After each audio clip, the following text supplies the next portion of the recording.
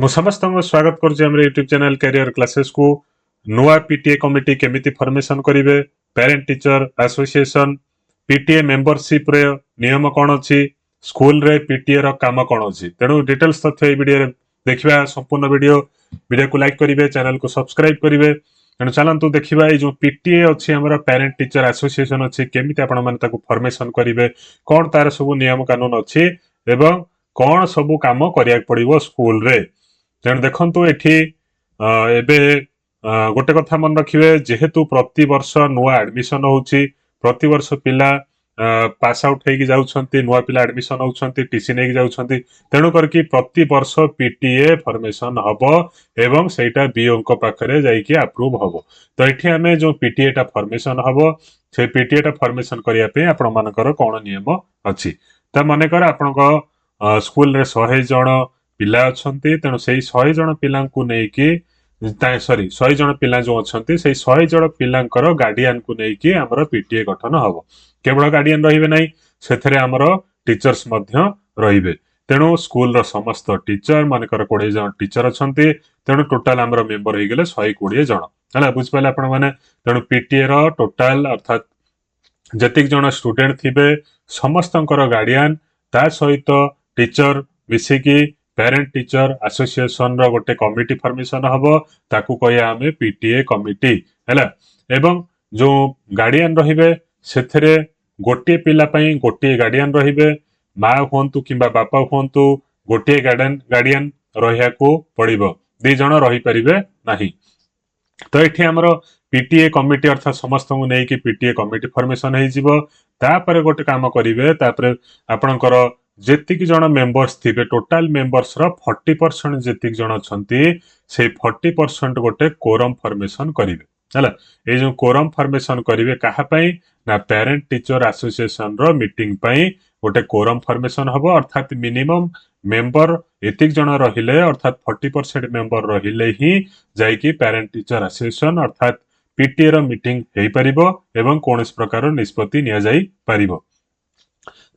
ତ ଏଠି ଆପଣ ମାନଙ୍କର ଯେ ହେଡମାଷ୍ଟର ଥିବେ, ସେ କ'ଣ କରିବେ ନା କନଭେନ ଦ ପିଟିଏ ମିଟିଂ କୁ କନଭେନ କରିବେ ଏବଂ କନସଲଟେସନ କାହା ସହିତ କରିବେ ନା ସିଆରସିସି ସହିତ କରିବେ ଏବଂ ଷ୍ଟାଣ୍ଡିଂ କମିଟିର ଯେ ମେମ୍ବର ଅଛନ୍ତି ବା ଚେୟାରପର୍ସନ ଅଛନ୍ତି ହେଲା, ତାଙ୍କ ସହିତ କନସଲଟେସନ କରିକି ସେମାନେ ଗୋଟେ ସପ୍ତାହ ପୂର୍ବରୁ ନୋଟିସ ଦେବେ ପ୍ୟାରେଣ୍ଟ ମାନଙ୍କୁ ତାଙ୍କର ମିଟିଂ ପ୍ରୋସିଡ କରିବା ପାଇଁ। ଅର୍ଥାତ୍ ଆପଣ ମାନଙ୍କର କିଏ କିଏ ରହିବେ ନା ସିଆରସିସି ରହିବେ, ଷ୍ଟାଣ୍ଡିଂ କମିଟିର ମେମ୍ବର ରହିବେ ଏବଂ ବି ଅଫିସରୁ ମଧ୍ୟ ଜଣେ ନୋଡାଲ ଅଫିସର ରହିବେ। ସେମାନେ ସମସ୍ତେ ମିଶିକି ଗୋଟେ ଡେଟ୍ ଫାଇନାଲ କରିବେ ଏବଂ ସେଇ ଡେଟ୍ ର ସପ୍ତାହ ପୂର୍ବରୁ ଆପଣଙ୍କର ଯେ ଗାର୍ଡିଆନ ବା ପ୍ୟାରେଣ୍ଟ ଟିଚର ଆସୋସିଏସନ ମେମ୍ବର ଅଛନ୍ତି, ସେମାନଙ୍କ ପାଖକୁ ନୋଟିସ ପଠାଇବ ଏବଂ ସେମାନେ ତାଙ୍କର ସିଗ୍ନେଚର ମଧ୍ୟ ରେଜିଷ୍ଟର କରିକି ରିଟର୍ନ କରିବେ ଯେ ସେମାନେ ଜାଣିଲେ ଏ ମିଟିଂ ଟା ଏତିକି ତାରିଖରେ ହବ ହେଲା। ବୁଝିପାରିଲେ। ତେଣୁ ସେଇ ତାରିଖରେ ମିଟିଂ ହବ। ମିଟିଂ ହେବା ପାଇଁ ମିଟିଂ ରେ ଯେକୌଣସି ନିଷ୍ପତ୍ତି ନେବା ପାଇଁ ମିନିମମ୍ 40% ମେମ୍ବର ବା କୋରମ ମେମ୍ବର ରହିବା ଦରକାର। ଯଦି 50% ରହିବେ ତାହେଲେ ଆପଣଙ୍କର ମିଟିଂ ହେଇପାରିବ ନାହିଁ ବା ଫାଇନାଲ ଡିସିସନ କିଛି ଆପଣ ମାନେ ନେଇପାରିବେ ନାହିଁ। ଜାଣିପାରିଲେ କିଏ କିଏ ରହିବେ ନା ସିଆରସିସି ରହିବେ, ତାପରେ ବିଓ ରହିବେ ଏବଂ ଷ୍ଟାଣ୍ଡିଂ କମିଟିର ମେମ୍ବର ମଧ୍ୟ ରହିବେ ହେଲା। ତାପରେ ଷ୍ଟାଣ୍ଡିଂ କମିଟିର ମେମ୍ବର କେତେ ଜଣ ରହିବେ ନା 2 ଜଣ ଷ୍ଟାଣ୍ଡିଂ କମିଟିର ମେମ୍ବର ରହିବେ, ଆଟଲିଷ୍ଟ 2 ରହିବେ। ଆପଣଙ୍କର ପଞ୍ଚାୟତ ସରପଞ୍ଚ ରହିପାରନ୍ତି, ନହେଲେ ନାହିଁ ତାଙ୍କର ରିପ୍ରେଜେଣ୍ଟେଟିଭ କିମ୍ବା ଯେକୌଣସି ମେମ୍ବର ରହିପାରନ୍ତି, 2 ଜଣ ମିଶିକି ସେମାନେ ରହିବେ ପିଟିଏ ମିଟିଂରେ। ତାପରେ ଗୋଟିଏ ରେଜିଷ୍ଟର ଆପଣଙ୍କର ଯୋଉ ମିଟିଂ ହବ, ମିଟିଂ ଦିନ କ'ଣ କରିବେ ନା ଗୋଟିଏ ରେଜିଷ୍ଟର ଫର୍ମ 1 ଅଛି, ଯୋଉଟାକୁ ମୁଁ ଟେଲିଗ୍ରାମ ଚ୍ୟାନେଲ ଲିଙ୍କରେ ଛାଡ଼ିଦେବି, ଆପଣ ମାନେ ଚାହିଁଲେ ସେଠୁ ଡାଉନଲୋଡ କରିପାରିବେ। ତ ସେଠି ଆପଣ ମାନେ କ'ଣ କରିବେ ନା ଗୋଟେ ରେଜିଷ୍ଟର ରଖିଥିବେ, ପିଟିଏ ର ମିଟିଂ ଯୋଉ ହବ ସେଥିରେ ଯେତିକି ଜଣ ପ୍ରେଜେଣ୍ଟ ରହିବେ ସମସ୍ତେ ସେଇ ରେଜିଷ୍ଟରରେ ସାଇନ କରିବେ ହେଲା। ତାପରେ ଆମର ଏଚଏମ୍ କ'ଣ କରିବେ, ତାଙ୍କର ଯୋଉ କାମ ଅଛି କ'ଣ ନା ପିଟିଏ ମିଟିଂ ର କ'ଣ ତାଙ୍କର ପାୱାର ଅଛି, କ'ଣ ଡ୍ୟୁଟି ଅଛି, କ'ଣ ଫଙ୍କସନ ଅଛି, ତାକୁ ବୁଝାଇବେ ଏବଂ ସମସ୍ତେ ବୁଝିବେ।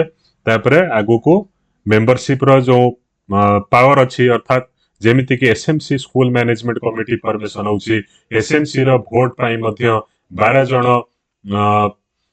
ମେମ୍ବର ବଛାଇ ପାରିବେ। 12 ଜଣ ମେମ୍ବର ଯୋଉମାନେ ଯାଉଛନ୍ତି ଏସଏମସି ପାଇଁ 12 ଜଣ ମେମ୍ବର ରହିବେ।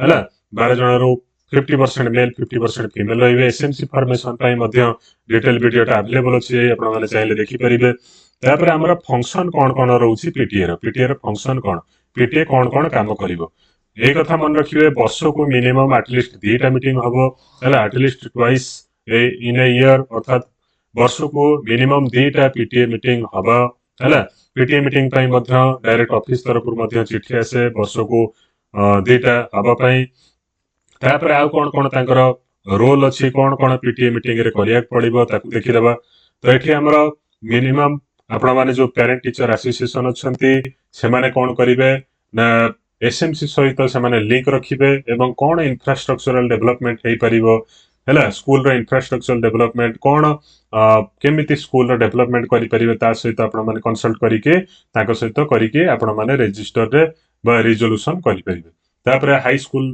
जदि एलिमेंटरी सेक्शन रे हाई स्कूल अछि ताको पई कोन वेलफेयर एक्टिविटी करि परिबे तापर एसएमसी मेंबर आपण मानकर जो 12 जण अछंती से माने मध्य विभिन्न स्टेप्स पई कहि परिबे तापर सेही जो आपण मानकर जहा भी डिस्कशन हेइथिबो से डिस्कशन को आ गोटे रजिस्टर करिवे आ गोटे रजिस्टर रे ताको कोन करिवे मेंटेन करिवे ताको फॉर्म 3 कहउछु हैला माने गोटे रजिस्टर रहिला आपनकर अटेंडेंस रजिस्टर पीटीए मीटिंग रो हैला तापर आपनकर कोरम ए जो आपनकर पीटीए रे केते जण मेंबर अछंती ताको पई रहिबो गोटे रजिस्टर तापर आ गोटे होची कोन आपनकर कोन डिसीजन बा कोन आपनकर कोन स्टेप सब नबाकू चाहउछंती तार गोटे रिजोल्यूशन नेबे हैला ताक पई गोटे रजिस्टर रहिबो तापर आपनकर जदी कोनस प्रकार रो पैसा बा किछि ग्रांट आपण माने रिसीव करिया चाहउछंती जेमती प्राइवेट कोटू कंपनी रो हो कोटी विभिन्न प्रकार फंड जदी नबाक चाहउछंती